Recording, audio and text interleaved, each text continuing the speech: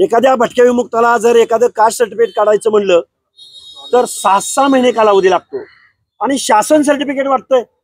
हा कुठला न्याय? मुंबईमध्ये पाहतोय की कशा प्रकारे सरकारला वेठीस धरलं जाते। सुप्रीम कोर्ट हायकोर्टाचा आदेश असताना की नवी मुंबईमध्ये तुम्ही सोय करा, तरी आदेश असताना आंदोलकांचे पण हाल होतात, तरी पण त्या मनोज जरांगेंच्या या दबावाला आणि हटकर भूमिकेला सरकार बळी पडतंय।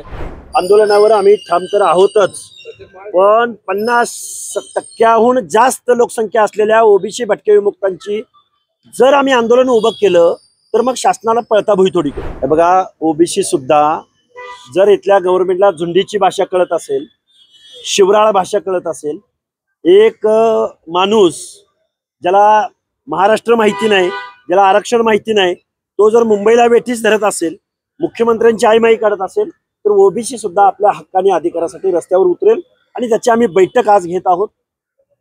आम्ही आंदोलनाची दिशा स्पष्ट करू आणि ओबीसींना सुद्धा रस्त्यावर उतरवू, एवढंच आम्ही सांगू। आज सरकारने एक निर्णय घेतला, एक खास समिती असेल किंवा वंशवळ समिती असेल, त्याला 30 जून 2024 पर्यंत मुदतवाढ दिली।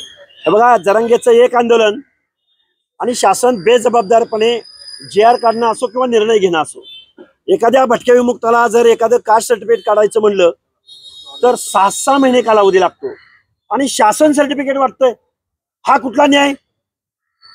शासनाला सर्टिफिकेट वाटण्याचा कुठलाही अधिकार नाही आणि अशा वंशावळी शोधणं, नोंदी शोधणं आणि सर्टिफिकेट वाटणं, मला वाटतं हे शासन बेकायदा वागतंय, बेजबाबदार वागतंय आणि ओबीसीचं आरक्षण संपवतंय।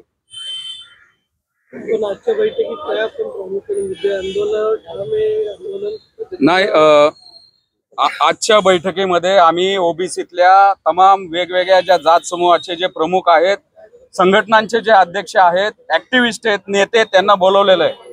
आता मुळामध्ये आपण जे आता मुंबईमध्ये पाहतोय की कशा प्रकारे सरकारला वेठीस धरलं जाते। सुप्रीम कोर्ट हायकोर्टाचा आदेश असताना की नवी मुंबईमध्ये तुम्ही सोय करा, तरी आदेश असताना आंदोलकांचे पण हाल होतात, तरी पण त्या मनोज जरांगेंच्या या दबावाला आणि हटकर भूमिकेला सरकार बळी पडतंय आणि त्या माध्यमातून जे आम्हाला आता जे पुढच्या आपण ते म्हणतो सावध ऐका पुढच्या हाका, तर अशा पद्धतीने या दबावातनं आज तो त्या समितीला एक्सटेन्शन दिलं।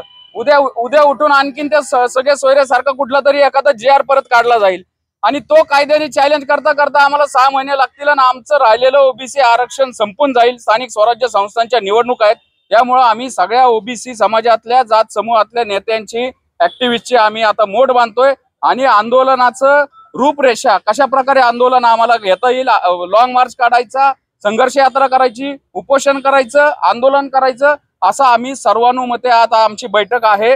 2-3 तास आमची ती बैठक चालेल आणि त्याच्यामध्ये आम्ही याच्या पुढचा जो आम्ही मार्गक्रमण करेल। पण एक आहे की आमच्या ओबीसी आरक्षण कोण ओरबडून घेत असेल किंवा ओबीसी आरक्षणाची आमची शेवटची घरघर आहे, आम्हाला करा किंवा मरा ही आता स्थिती आलेली आहे। कारण की तिथं आमदार खासदार पाय घड्या घालतात, ते मांडीला मांडी लावून बसतात, त्यामुळं आम्हाला आता आमच्या अस्तित्वाची लढाई आहे आणि ही आम्ही सर्व एक आमची वज्रमुठ करू आणि वज्रमुठ करून कशा पद्धतीनं याला काउंटर करायचं आणि आमचं आरक्षण वाचवायचं या संदर्भामध्ये भूमिका घेऊ।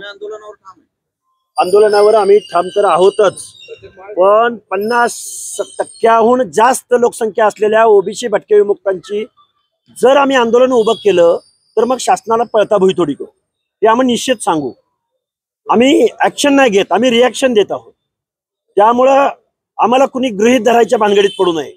जेवढ्या आमदारांनी खासदारांनी जरांगे नावाच्या माणसाला बेकायदा मागण्यांना काल पाठिंबा दिलाय, त्या माणसांना तुमच्या मीडिया समोर उत्तर सुद्धा देता आलेलं नाही आणि आम्ही त्यांची यादी बनवत आहोत। पंडित असो की कुणी असो, अंबादास विरोधी पक्ष नेते अंबादास दानवे म्हणतात, मी इथं विरोधी पक्ष नेता म्हणून नाही आलेलो, मी इथं मराठा समाजाचा एक कार्यकर्ता म्हणून आलोय। ते बजरंग सोनवणे खासदार की जे 3-4 लाख लोकसंख्येचं प्रतिनिधित्व करतात, ते म्हणतात मी माझ्या समाजासाठी आलोय। तर आम्ही या सगळ्यांची लिस्ट काढतोय ना, का घोडे मैदान लांब नाही, स्थानिक स्वराज्य संस्था आलेले आहेत, बघू आम्ही काय करायचं ते। आमचा शासनाला विरोध नाही, आमचा विरोध जरांगेच्या बेकायदेशीर मागणीला या झुंडशाहीतनं दबाव बळी पडून जर शासन निर्णय घेणार असेल, आमचा त्याला विरोध आहे। शासनाला जरांगेच्या मागणीला विरोध आहे ना ओबीसी मधल्या। प्रामुख्याने आपण म्हणताय का बेकायदेशीर मागणी मनोज जरांगे पाटील करताय, मात्र घटनातज्ञ म्हणतात का त्यांची मागणी ही कायदेशीर आहे.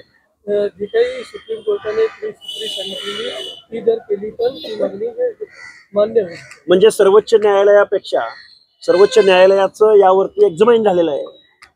त्याचबरोबर अनेक वेगवेगळ्या आयोगाने याच्यावर निर्णय घेतलेले आहेत, हायकोर्ट्सने निर्णय घेतलेले आहेत. हे काय काय चाललंय आम्हाला नक्की कळत नाही. 5 जजच्या खंडपीठाने निर्णय दिलेला आहे. ट्रिपल टेस्टची जी पूर्तता केली, तो अहवाल आला, तो आता हायकोर्टाच्या न्यायालयीन लढ्यामध्ये आहे. पण ते आरक्षण 10% एससीबीसी टिकलंय. मग आमचं म्हणणं आहे, मग तुम्हाला ओबीसी केलंय पण वेगळा प्रवर्ग दिला एससीबीसी 10%चा, मग तुम्ही का घेत नाही? का या शासन हे जरांगेंना विचारत नाही की ते 10% तुम्ही का घेत नाही? तुम्हाला ओबीसीतनच दिलंय, वेगळं दिलंय. मांजराच्या गळ्यात घंटा कोण बांधणार हा प्रश्न महाराष्ट्रासमोर आहे. सोशल मीडियाच्या भाऊ गर्दीत विश्वासार्हतेने चकाकणारे नाव म्हणजे लेट्सअप मराठी. सगळ्यांना, सगळ्या नागरिकांना ती स्पीच, ती लेट्सअप वरील मुलाखती म्हणजे विचारांचा खजिना. त्यानंतरच्या निवडणुकीमध्ये मला सोडून गेले. बातम्या केवळ वस्तुस्थिती सांगणाऱ्या, न प्रोपगंडा, फक्त जनतेचा अजेंडा.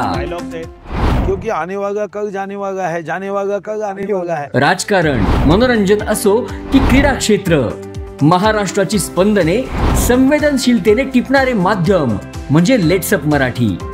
जगासोबत एक पाऊल पुढे राहण्यासाठी लेट्सअपचे ॲप, सोशल मीडिया आणि वेबसाईट सोबत कनेक्टेड रहा.